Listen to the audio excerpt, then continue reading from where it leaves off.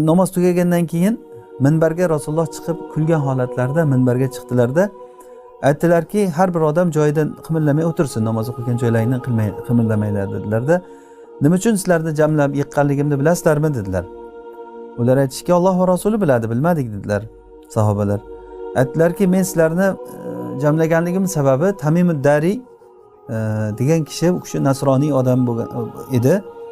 Hozir meni kelib bay'at qilib menga islomga keldi. U kishini oldilarida turibdilar, Rasulullohning oldilarida o'sha Tamimud Dari. U odam menga gapirib berdiki, bir kemaga 30 kishi bo'lib turib kemaga mingan ekan ular.